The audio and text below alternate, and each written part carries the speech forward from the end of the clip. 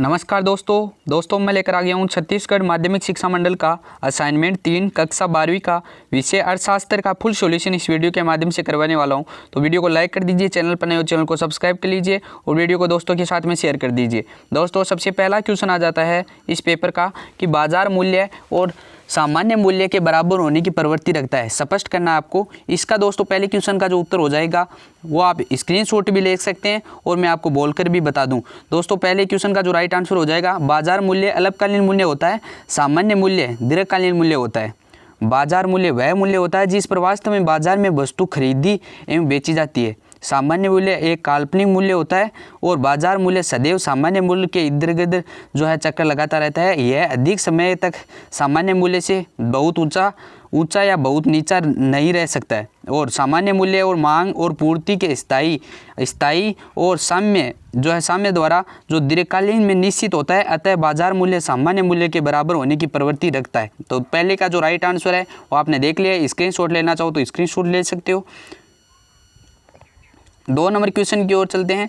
2 number question आपका पूछा गया है, एकाधिकार एवं एकाधिकृत प्रतियोगिता में अंतर स्पष्ट करना है।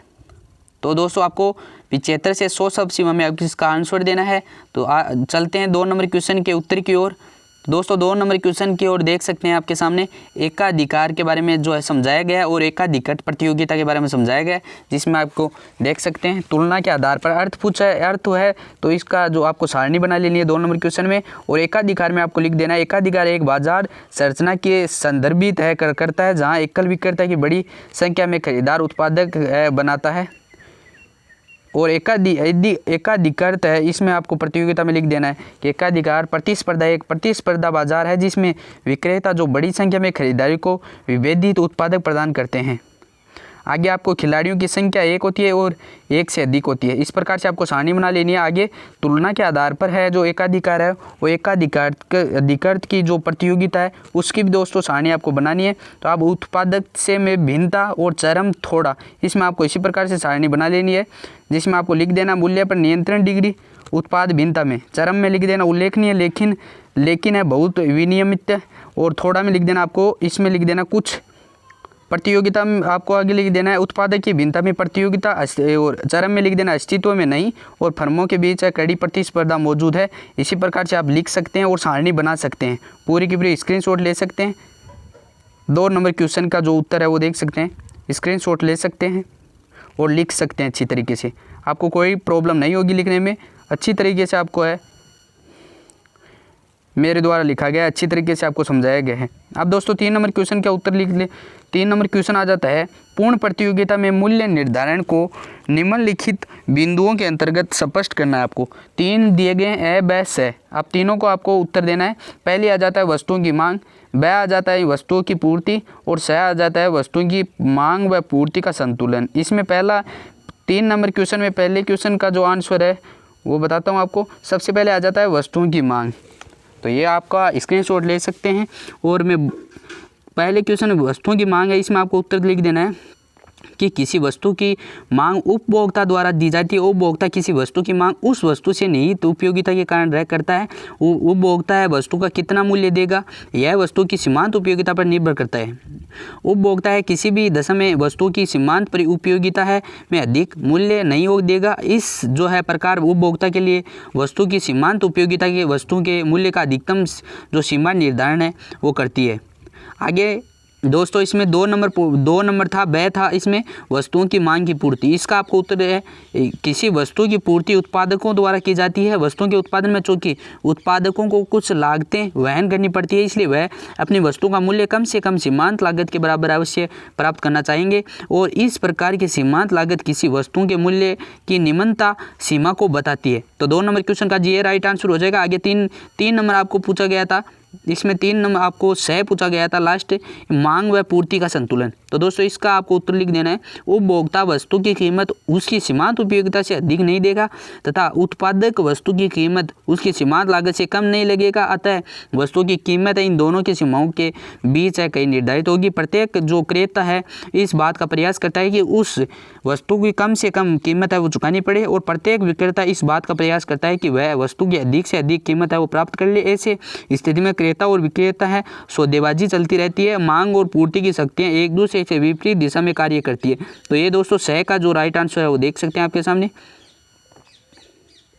अब दोस्तों आगे 4 नंबर क्वेश्चन की ओर चलते हैं। 4 नंबर क्वेश्चन की ओर चलते हैं। 4 नंबर क्वेश्चन आ जाता है आपका, पूछा गया लास्ट क्वेश्चन। इसमें पूछा गया बाजार के विस्तार को प्रभावित करने वाले तत्वों का वर्णन करना है। तो इसकी शब्द सीमा वो 150 से 200 शब्द सीमा में आपको आंसर देना है। तो आपको 4 नंबर क्वेश्चन का उत्तर बताता हूँ। 4 नंबर क्वेश्चन आ जाता है। 4 नंबर क्वेश्चन में आपको बाजार के बारे में पूछा गया है। बाजार के जो विस्तार है उसके प्रभावित करने वाले कारक के बारे में पूछा गया है। तो इसका जो राइट आंसर हो जाएगा, इसमें आपको ए लिख देना है। सबसे पहला कारक है प्रभावित करने वाला, वह वस्तुओं के गुण या विशेषता। आपको ब लिख देना है। देश की आंतरिक स्थिति। आपको 3 नंबर जो लिख देना, आपको जो है दो ही पॉइंट आपको बनाने हैं। तो आप इसी प्रकार से दोनों लिख सकते हैं। इसमें दोस्तों आपको जो है ए का जो आपको पॉइंट बनाकर उसके आगे आपको क्या लिखना है, जिसमें आ जाता है वस्तुओं के गुण या गुणता और विशेषता। इसमें आ जाता है, सबसे पहले आ जाता है सर्वव्यापक मांग आधार के विस्तार के लिए वस्तुओं की मांग का व्यापक होना अनिवार्य है।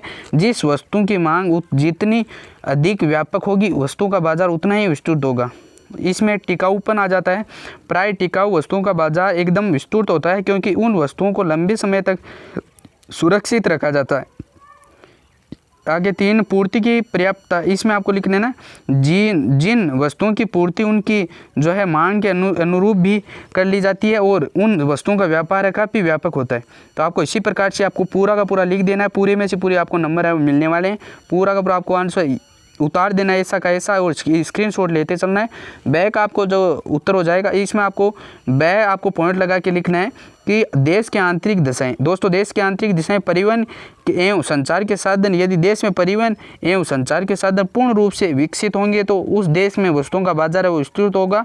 और इसमें सेकंड आपको पॉइंट लिख देना है श्रम का विभाजन। इसके आगे आपको लिखना है जिस प्रकार श्रम विभाजन का उत्पादन वृद्धि में सहायता करता है, ठीक उसी प्रकार वह बाजार के विस्तारों में सहायक होता है। श्रम विभाजन से बड़े पैमाने पर उत्पादन है वो किया जा सकता है और वस्तुओं के बाजार का विस्तार होता है।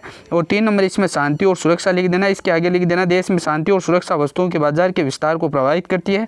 देश की शांति व्यवस्था बाजार का विस्तार करती है, जबकि देश की जो अशांति है वो बाजार के संकुचित कर देती है। तो दोस्तों ये चारों के चारे आपके स्क्रीनशॉट ले लिए होंगे और लिख लिए होंगे अच्छी तरीके से। तो दोस्तों चैनल पर नए हो चैनल को सब्सक्राइब कर लेना और वीडियो को लाइक कर देना।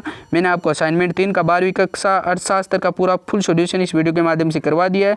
वीडियो को दोस्तों के साथ में शेयर कर देना और कमेंट बॉक्स में कमेंट करके जरूर से बताना कि आपको कौन सा असाइनमेंट का फुल सॉल्यूशन आपको चाहिए। तो इस चैनल के माध्यम से आपको उपलब्ध है वो करवा दिया जाएगा।